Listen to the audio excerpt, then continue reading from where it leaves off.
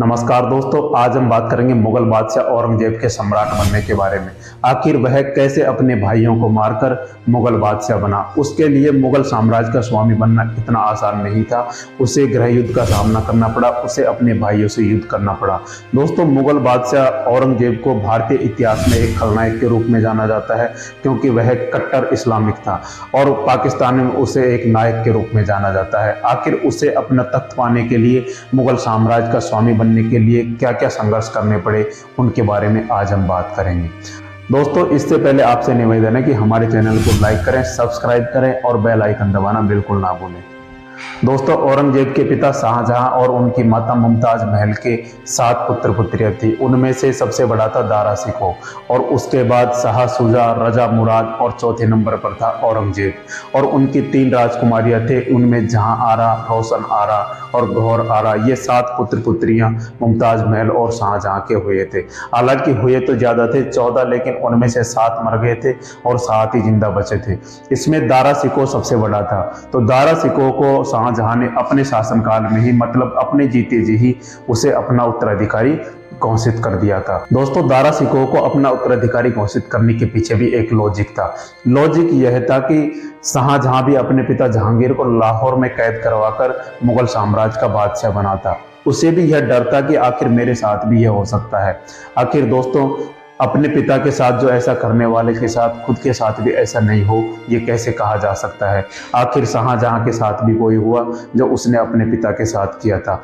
आगे हम देखते हैं। अब दोस्तों, शाहजहां ने क्या कर रखा था। शाहजहां ने अपने 4 पुत्रों को पूरे मुगल साम्राज्य को अलग अलग क्षेत्रों में बांट रखा था और उनको वहां का कमांडर या कह सकते हैं कि सूबेदार बनाया हुआ था।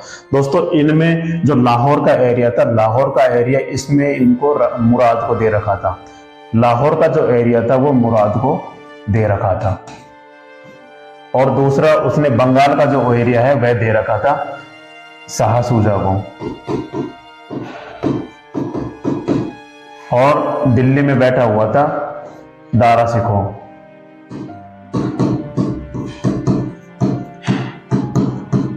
दारा शिकोह दिल्ली में बैठा हुआ था और दक्षिण की जिम्मेदारी सौंपी गई थी औरंगजेब को।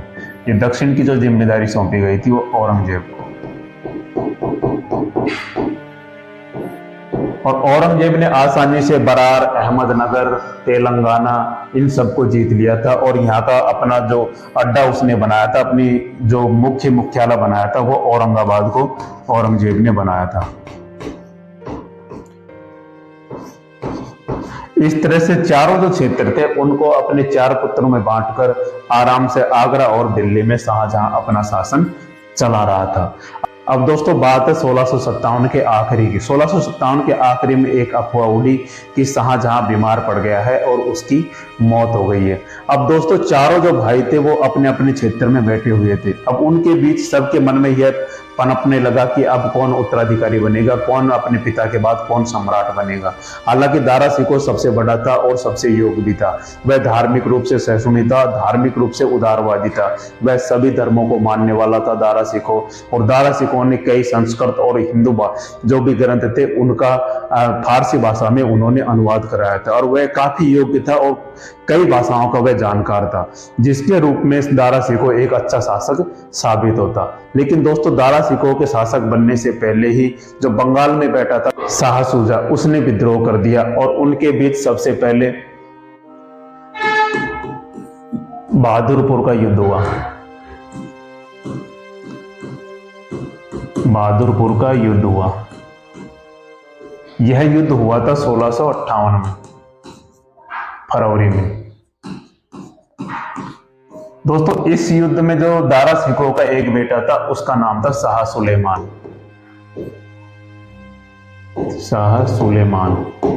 शाह सुलेमान ने शाह शुजा को आराम से हरा दिया था। शाह शुजा यहां पर बैठा हुआ था बंगाल में, बंगाल में शाह शुजा बैठा हुआ था। तो यह युद्ध भी यही होगा। युद्ध हुआ था बनारस में। तो बनारस में इस युद्ध में शाह सुलेमान ने, जो दारा शिकोह का बेटा था, उसने शाह शुजा को इस युद्ध में हरा दिया। जब इस युद्ध का और उत्तराधिकारी के संघर्ष का पता औरंगजेब को चला तो औरंगजेब से भी यहां से चल दिया और यहां से चलकर वह उज्जैन में आया। तो उज्जैन में दूसरी लड़ाई हुई गरमट का युद्ध। गरमट का युद्ध हुआ था, ये फरवरी 1658, इसके 2 महीने बाद अप्रैल 1658 में, अप्रैल 1658 में किन किन के बीच हुआ? ये औरंगजेब और दारा सिकोह के बीच हुआ। औरंगजेब और दारा सिकोह के बीच हुआ। इसमें औरंगजेब जीत गया और दारा सिकोह हार गया, लेकिन औरंगजेब ने इन्हें वापस छोड़ दिया और यहाँ कह दिया कि तुम अपने साम्राज्य से बाहर चले जाओ। बड़े भाई होने के नाते उन्हें मौत नहीं दी। लेकिन दोस्तों कुछ ही समय बाद दारा सिकोह ने क्या किया, वापस से औरंगजेब के खिलाफ युद्ध छेड़ दिया। और औरंगजेब के खिलाफ युद्ध छेड़ने के बाद लगभग 2 महीने बाद ही जून 1658 में फिर से आगरा में लड़ाई हुई। और उस युद्ध में फिर से आगरा में लड़ाई हुई। इस युद्ध को सामूगढ़ के युद्ध के नाम से जाना जाता है। सामूगढ़ के युद्ध के नाम से जाना जाता है। ये हुई थी जून 1658 में। यह भी दारा सिकोह और औरंगजेब के बीच हुई थी। दारा सिकोह और औरंगजेब। इस युद्ध में भी दारा सिकोह हार गया और औरंगजेब जीत गया। इस युद्ध में भी दारा सिकोह को क्या किया, छोड़ दिया गया। बड़े भाई होने के नाते एक और चांस दिया गया।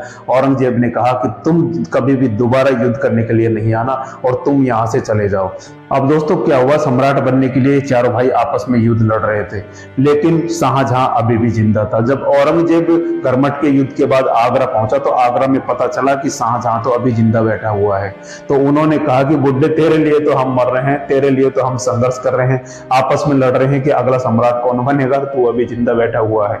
अब दोस्तों औरंगजेब ने क्या किया कि 1658 ईस्वी में शाहजहां को बंदी बनाकर आगरा के किले में डाल दिया। ऐसे किले में डाल दिया कि उसे ताजमहल की परछाई दिखती रहे, ताजमहल उसे सामने से दिखता रहे। अपनी बेगम की याद में वह ताजमहल को देखा करता था। तो उसे एक आगरा के किले में एक ऐसी कोठरी में डाल दिया कि उसे ताजमहल सामने से दिखाई देता रहे। ऐसे 1658 में औरंगजेब ने अपने ही पिता शाहजहां को बंदी बनाकर आगरा के किले में डाल दिया था। दोस्तों इतिहास अपने आप को दोहराता है। जैसे शाहजहां ने जहांगीर अपने पिता जहांगीर के साथ किया, उनको लाहौर में कैद करवा के मुगल बादशाह बना था शाहजहां।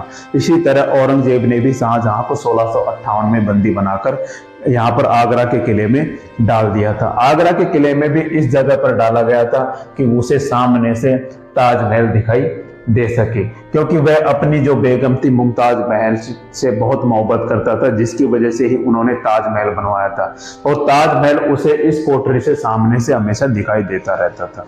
अब दोस्तों औरंगजेब ने शाहजहां से एक चीज के लिए बोला था कि तुम्हें केवल खाने के लिए एक चीज दी जाएगी, एक फसल का कोई भी तुम चुन सकते हो, वही दी जाएगी।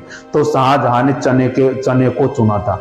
चने को चुनने का एक प्रमुख कारण यह था कि वह चने का सत्तू बना के खा सकते थे, चने को भिगोकर खा सकते थे, चने के बहुत सारे प्रोडक्ट बनते, कुछ भी बनाकर वह खा सकते थे। तो उन्होंने एक चना ही उनको दिया जाता था खाने के लिए।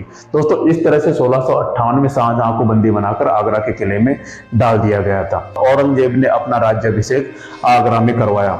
अब इसके बाद दोस्तों क्या होता है, 1659 ईस्वी में दारा सिकोह फिर से विद्रोह कर देता है। दारा सिकोह फिर से विद्रोह कर देता है और यह लड़ाई दोबारा होती है अजमेर के आसपास देवराय के युद्ध में, देवराय के मैदान में। अब दोस्तों औरंगजेब ने 2 बार दारा सिकोह को मारकर छोड़ दिया था, मतलब उसे मारा नहीं था, उसे हराकर छोड़ दिया था। अब की बार औरंगजेब पूरे गुस्से में था, उसने दारा सिकोह को बहुत बुरी तरह पराजित किया और उसे पकड़कर दिल्ली ला गया और दिल्ली में सबके सामने दिल्ली में चौराहे पर उसे मौत के घाट पर उतार दिया गया, उसकी गर्दन काट दी गई और पूरे दिल्ली में उसे घुमाया गया। इस तरह से दारा सिकोह को 1659 ईस्वी में हराकर औरंगजेब ने बिल्कुल ही इसका सर्वनाश कर दिया था। दारा सिकोह की हत्या कर दी थी, अपने ही बड़े भाई की हत्या कर दी थी और दोबारा से दिल्ली में उन्होंने अपना राज्याभिषेक करवाया 1659 ईस्वी में। दारा सिकोह को मारने के बाद फिर से औरंगजेब ने फिर से वापस से दोबारा राज्याभिषेक करवाया, क्योंकि अब उसके लिए कोई कांटा नहीं था, क्योंकि जो मुराद थे वो ज्यादा इंटरेस्ट इन चीजों में लेते नहीं थे। शाह शुजा पहले ही हार कर चला गया था और दारा सिकोह की हत्या कर दी थी। इसके बाद औरंगजेब संपूर्ण राज्य का स्वामी बनता है 1659 ईस्वी में। तो दोस्तों, फिरोज शाह तुगलक के बाद इतिहास में ऐसा दूसरा बादशाह था जिसने 2 बार राज्याभिषेक करवाया था। दोस्तों, कहा जाता है कि देवराय के युद्ध में दारा सिकोह का साथ कई राजपूत राजाओं ने दिया था, क्योंकि दारा सिकोह एक धार्मिक रूप से बहुत उदार व्यक्ति था, जिसकी वजह से उसे लघु अकबर के नाम से भी जाना जाता है, क्योंकि अकबर भी सभी धर्मों को समान रूप से सम्मान देने वाला था। दोस्तों, इस प्रकार औरंगजेब अपने भाइयों को मारकर 1659 ईस्वी में मुगल साम्राज्य का स्वामी बना।